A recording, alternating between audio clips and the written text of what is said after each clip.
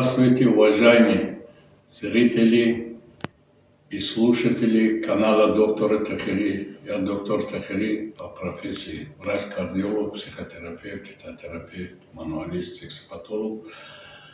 Так, прошел несколько специализаций, защитил в 2004 году кандидатскую диссертацию Первый мединститут, город Москвы, по реабилитации больных инфаркт миокарда. Сегодня хочу вам рассказывать о классической форме инфаркта миокарда. Какие симптомы бывают? Первый – это появляются сильные боли в области сердца, отдающие в левую руку, лопатку.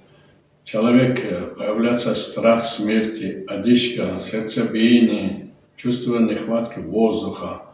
Если у вас такие симптомы, обязательно вы должны обращаться в медицинскую помощь, вызывать скорую помощь. До приезда скорой помощи можно использовать таблетки нитроглицерин под язык. Можно заниматься дыхательной гимнастикой. И первое лекарство я всем всегда рекомендую, надо пить воду. Надо хотя бы там 100-200 мл водичку начинайте пить, себя успокаивайтесь. При помощи дыхательной гимнастики у вас уменьшаются боли.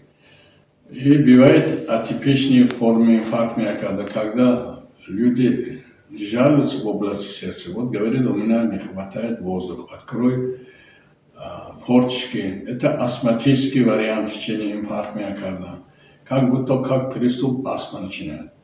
Бывает аритмический вариант течения инфаркта миокарда, когда у больных появляется нарушение ритма сердца. Если в ноге сердца сокращаются все мышцы одновременно, периаритмический, как приступа пароксизмальной тахикардии, экстрасистоли бывает.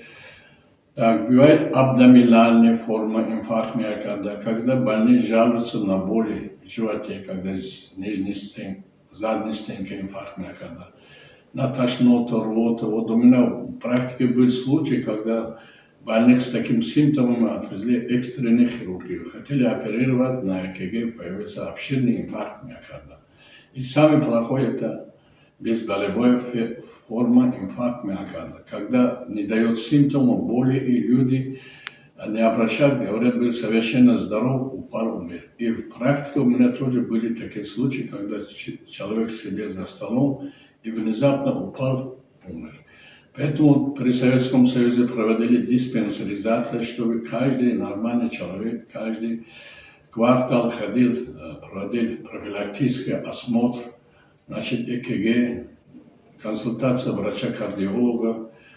Вот, поэтому я вот эти советы вам даю, чтобы вы знали и ввели профилактическую медицину. Наш канал доктор Тахири на ютубе, можете подписаться, периодически я вам даю советы по реабилитации больных миокарда. И один глава моей научной работы был сексуальная реабилитация больных инфаркта миокарда. Будьте здоровы, живите 100 лет без болезней.